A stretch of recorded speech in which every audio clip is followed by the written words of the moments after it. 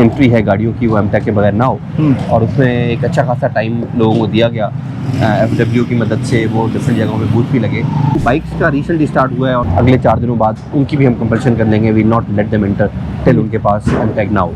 सिर्फ कल के दिन में हमने को 70+ लोग अरेस्ट किए हैं। बाइक्स के लिए सर थोड़ा सा मुश्किल हो रही है लोगों को कि ज़्यादातर लोग जो है वो इंस्टॉलमेंट्स के ऊपर बाइक के, मैं यात्रा से भी डिस्कस कर रहा था ये इशू कि उनके लिए कोई आसानी निकल सकती है जो लोग बाइक इस्तेमाल करते हैं। अस्सलाम वालेकुम जी, इस्लामाबाद में आप लोग देख रहे होंगे कि बहुत ही कामयाबी के साथ एमटेक का जो गाड़ियों का मरहला था वो तो मुकम्मल हो गया, लेकिन अब बाइक्स का शुरू हो चुका है। इस्लामाबाद की मुख्तलिफ जो एंट्रेंस पॉइंट्स हैं उनके ऊपर आप देख रहे होंगे डिप्टी कमिश्नर अक्सर आपको नज़र आते होंगे, और वो आप बाकायदा जायज़ा ले रहे होते हैं, असिस्टेंट कमिश्नर्स होते हैं वो जायज़ा ले रहे होते हैं, देख रहे होते हैं, गाड़ियों को खुद रोक रहे होते हैं और एमटेक के लिए ज़ोर दिया जा रहा है। आज इस मामले को बात करते हैं इनसे कि कितनी कामयाबी इसके ऊपर हुई है, और एक और इशू है जिसके ऊपर डिस्कस करना है। आपने बहुत सारे सवालात हैं आप लोगों के गाड़ियों की जो ऑनलाइन कैब्स हैं उसके हवाले से भी बात करेंगे। सर सबसे पहले बताइएगा कितनी कामयाबी मिली गाड़ियों की एमटेक की, और उसका मकसद क्या था, और उस मकसद में किस हद तक कामयाब हुई इस्लामाबाद की इंतज़ामिया? जी बहुत शुक्रिया जी, आपके सामने ही है।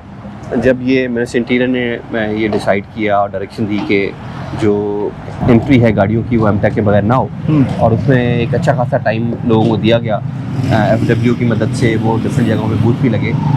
आज जो हम बात कर रहे हैं उस कैंपेन के बाद तकरीबन कोई 2.5 लाख गाड़ियों को एमटेक लग चुका है, नंबर 1। नंबर 2 को 4-1 लाख गाड़ियों को ऑलरेडी लगा हुआ था। तो इस्लामाबाद की इन शॉर्ट जो गाड़ियां हैं वो तकरीबन कोई, मैं इस्लामाबाद की वो 4 लाख गाड़ियों को बता रहा हूँ जो इस्लामाबाद नंबर प्लेट है, तो 6.5 लाख गाड़ियों को इस वक्त को एमटेक लगा हुआ है। हम अभी यहाँ खड़े ही हैं, आप खुद देख लें कि 90+% गाड़ियों को एमटेक लगा हुआ है, और जिन पे नहीं होता वो कांस्टेबल्स रोकते हैं और साथ ही बूथ है उनको इन्फोर्स करते हैं कि एमटेक इशू हो।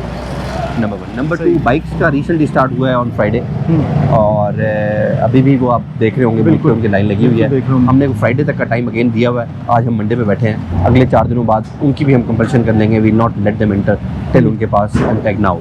तो मेरी आपकी चैनल की मदद से लोगों तक ये मैसेज ज़रूर पहुँचाना चाहूँगा कि जिन बाइक्स के पास एमटेक फैसिलिटी अभी तक नहीं है या इशू नहीं करवाया, वो ज़रूर अपना डॉक्यूमेंट और CNIC लेके एमटेक बूथ पे चले जाएं, ताकि उनको एमटेक का स्टिकर इशू हो सके और बाइक के आगे पेस्ट हो सके। सर देखने वालों को ये बता दीजिएगा, हम तो बताते रहते हैं कि ये आपकी सिक्योरिटी के लिए भी बहुत ज़रूरी है एमटेक लगवाना, तो ये किस हद तक जो है आप जो गाड़ी के मालकान हैं, जो बाइक के मालकान हैं, उनको ज़रा अवेयर कर दीजिएगा कि किस हद तक ज़रूरी है और कितना फ़ायदेमंद है ये 250 रुपये का, सिर्फ 250 रुपये। देखें जी, ये जैसे आपने बात की सिक्योरिटी रिलेटेड, पूरी दुनिया में यही मॉडल है कि आपकी एंट्री एग्जिट मैंड होते हैं और प्रॉपर्ली सुपरवाइज होते हैं।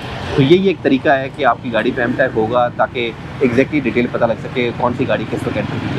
सिक्योरिटी सिचुएशन ज़ाहिर है अपनी जगह है, लेकिन ये एक ज़रूरी बात है कि जो आपकी एंट्री पे जो सुपरवाइज एंट्री हो तो ही काम आगे चलेगा। तो उसी को हमने इम्प्लीमेंट किया है और अल्हम्दुलिल्लाह 90+% बिल्कुल हो गए हैं, और अब जिनके पास नहीं है उनको ज़रूर रोका जाता है और उनको जो है ना एमटेक इशू किया जाता है।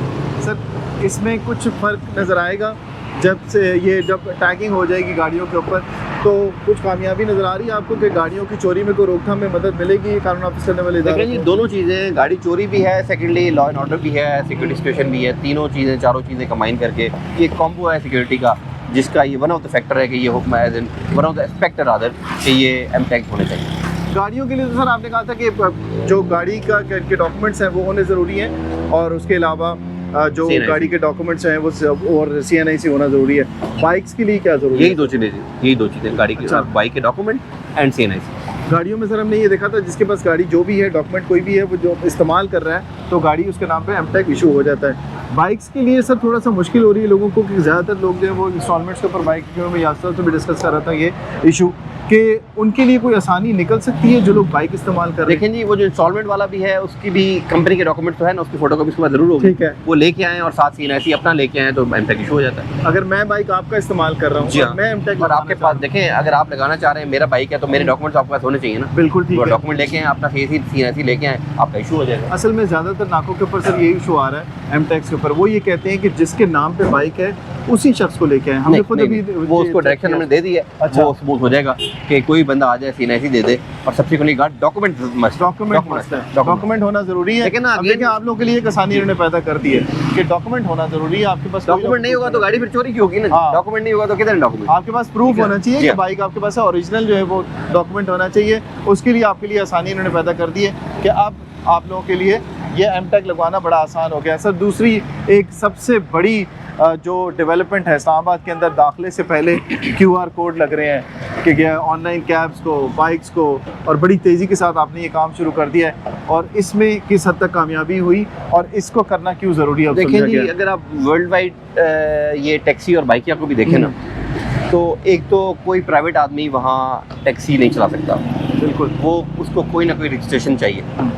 तो यहाँ पे अनफॉर्चुनेटली ये है कि हमारे पास ये बाइकिया की एक कंपनी तो ज़रूर है, और लेकिन कुछ लोग प्राइवेटली भी चलाते हैं। तो हमने तो ये सिस्टम डाला है कि जी हमें हर बाइक जो बाइकिया चला रहा है, चाहे वो बाइकिया कंपनी से रजिस्टर्ड है या प्राइवेट है, नंबर 1। सेम गोज़ टैक्सी है या येलो टैक्सी है, बहुत सारी ब्लैक टैक्सी भी चल रही हैं, प्राइवेट गाड़ियाँ भी चल रही हैं, और कंपनी की भी रजिस्टर्ड टैक्सीज हैं। तो हमने हर गाड़ी जो कि पब्लिक को उठाती है, सिटीजन को एक जगह से दूसरी जगह छोड़ती है, उसकी रजिस्ट्रेशन लाजिम करार दी है। ठीक है। और साथ वो बड़ा ब्रीफ सा एक सिस्टम है ऑनलाइन, वो अपनी आप गाड़ी के डॉक्यूमेंट्स डालें, अपना शनाख्ती कार्ड डालें, तो आपको QR कोड वो दे देगी, वो जनरेट कर देगी। वो जनरेट QR कोड जनरेटेड जो है ना, वो आप अपने गाड़ी के स्क्रीन पे किसी की तरफ या बाइक के टैगी पे या हेलमेट पे लगा लें, ताकि आने वाले को ये पता लगे कि भाई ये रजिस्टर्ड है सरकार के पास, नंबर 1। ठीक है। एट द सेम टाइम हमने ये भी सिस्टम में डाला है कि वो जो पैसेंजर है जो यूज़ करेगा बाइक को या टैक्सी को, वो सिस्टम में जाके उस गाड़ी का नंबर भी डालेगा, रजिस्ट्रेशन, तब भी उसको पता लग जाएगा। अच्छा, तब भी पता चल जाएगा। 2 चीज़ें। तीसरा चीज़ हमने ये भी ज़रूर करार दी है कि जो टैक्सी ड्राइवर है या बाइक या राइडर है, वो पैसेंजर का शनाख्ती कार्ड ज़रूर डालेगा अपने सिस्टम में, ताकि ये नोट करे कि उसने सवारी को फॉर एग्जांपल 26 नंबर से उठा के कहीं ड्रॉप किया। बिल्कुल ठीक है। ठीक है ना। ये अगेन मैंने कहा इंटरनेशनल भी सिस्टम यही है कि आपकी हर गाड़ी सिक्योर्ड है, उनके पास तो कैमरे भी लगे हुए हैं। बिल्कुल है। हर गाड़ी में जो टैक्सी है उसमें कैमरे भी लगे हुए हैं। हम चले उस हाईटेक में नहीं पहुंचे, बट कम से कम हमारे पास ये तो मौजूद होना कि जी गाड़ी जो है ना वो रजिस्टर्ड हो। इसमें तीनों चीजें देखिए सिक्योर होगी ना, पैसेंजर भी हो गया, ड्राइवर भी हो गया, और गाड़ी भी आपकी जो है वो सिक्योर होगी। अब वो इनिशियल शुरू हुई है, वी हैव स्टार्टेड एनफोर्समेंट, उसमें थोड़ा टाइम जरूर लगेगा।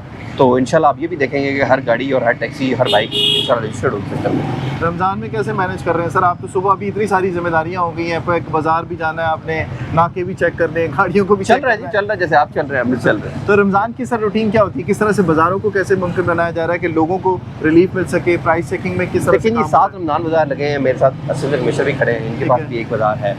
तो उन 7 बाजार में हमने इंश्योर किया बल्कि वी आर कॉन्फिडेंट कि जो रेट हमने निकाले हुए हैं उस पे रेट पे वो चीज़ बिके। सही है। क्वालिटी भी काफ़ी बेहतर रखी हुई है, चूँकि वो एक कंट्रोल्ड एनवायरनमेंट है, मजिस्ट्रेट वहाँ मौजूद है 9 to 4, तो वो चीज़ वहाँ बेहतर बिक रही है। तो उसी को हम रीइंफोर्स कर रहे हैं। और सब्सिक्वेंटली जो ओपन मार्केट्स हैं उस पर भी चेक एंड बैलेंस जारी है।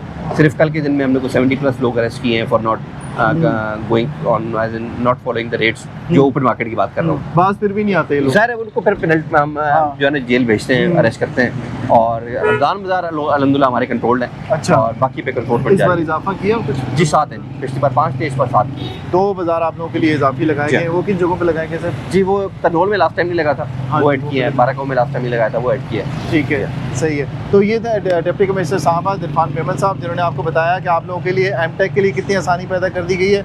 बाइक्स के लिए जो आप लोग कह रहे थे जी कि आपकी जो बाइक्स का जो है वो मालिक जो होता है वही रजिस्टर करवा सकता है, उसमें भी आसानी हो गई है। अब बाकायदा आप देख रहे होंगे कि हर एमटेक लगवाने वाले के लिए आसानियाँ पैदा कर दी गई। आपको रश ज़्यादा नज़र नहीं आएगा, और आप देख रहे होंगे कि साथ साथ जो है बाइक्स और गाड़ियाँ जो है वो रजिस्टर्ड हो रही हैं। 6 लाख से ज़्यादा, जैसे उन्होंने कहा कि इस्लामाबाद के अंदर एमटेक गाड़ियाँ जो है वो इस वक्त चल रही हैं, और मज़ीद इनके ऊपर काम हो रहा है। बाज़ारों के अंदर क्या सूरत हाल है, टैक्सीज़ के हवाले से भी क्या हो रही है, उस पर भी आपने देखा। तो अगली वीडियो तक दीजिए इजाज़त। अल्लाह।